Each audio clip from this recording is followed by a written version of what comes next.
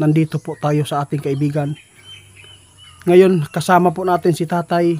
I-update ko po sa inyo kung ano po ang update po ng ating ex-president na si Tatay Digong, kung safety po ba siya doon sa Netherlands o ano po ang gagawin po ng mga ICC sa kanya, kung binabantayan po ba ng ating mga kaibigan.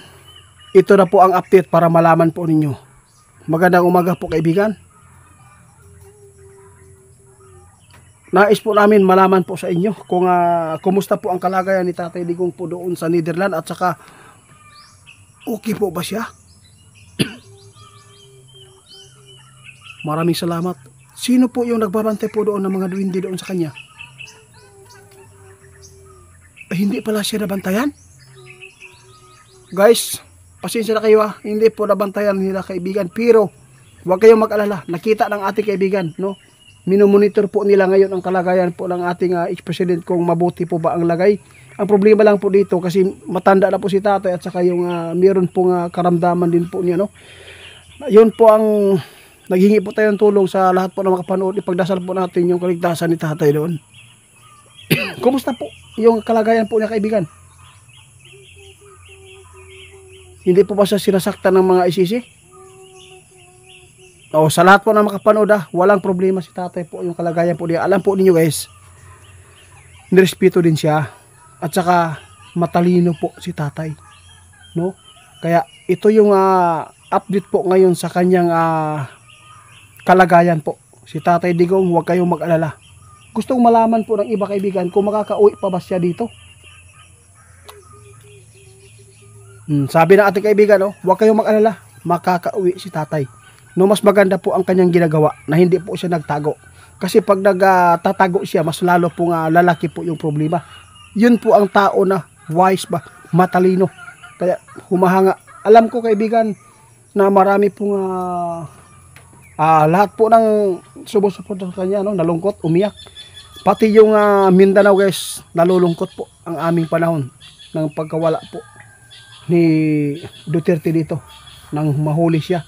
Kaya napakasakit po isipin kaibigan, kasi po ang batas po, no, ng Pilipinas ay hindi talaga maganda. Yun po ang totoo. No, bakit po umasa kayo sa ibang bansa? Bakit po pinapapasok pa ninyo yung ICC? Hindi naman po tayo totally, no, na sakop o membro doon sa ICC. Kasi marami nagsasabi na tiwalag na po tayo doon guys. Yan lang po ang lisod rin sa tuwa. Walay sarili ba na batas ba na ipinapatupad ng mabuti. Kaya nakakahiya po talaga yung Pilipinas ngayon guys. Kasi po yung ICC pa, yung ibang bansa pa yung nakikialam sa problema ng ating bansa. Bakit wala na po ba tayong sariling batas na ipinatupad? Kaibigan, napakasakit ito. Insulto ito sa ibang bansa ito. Nakakahiya po talaga yung Pilipinas, no? Taga ibang bansa yung naghuli sa presidente. Ganyan po daw talaga guys, no? Sa totoo lang guys, wala naman tayo apilaan ng ICC sa tinuod lang. Kaya lang kung hindi tutulan ng presidente, ay makakapasok talaga. Kung okay po yung presidente, kung siya po yung mag-request, pwede yan makakapasok po yung ICC sa atin, at pwede silang manghuli, di ba? Sa ating ex-president. Ito po yung nangyari. Totoo po yan. Kung sabihin po natin na ang nagpahuli dito talaga si Bangag, yun po ang totoo. Si BBM po talaga, yun po talaga ang totoo. Kaya maraming nagagalit. Abangan na po nyo guys. Ito ang sabi ng ating kaibigan, dahil po makakaganti po si Duterte saka hihiya na ginawa po ng administrasyon ni Marcos. Hindi po ni iniisip, no? Kaibigan, sinong presidente na nakapagbigay po ng libing sa kanilang tatay na si BBM, di ba? Si Duterte.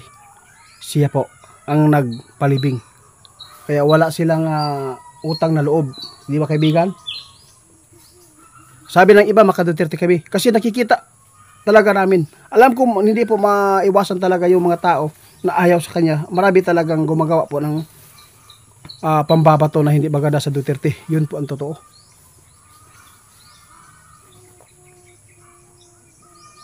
Totoo niya kaibigan.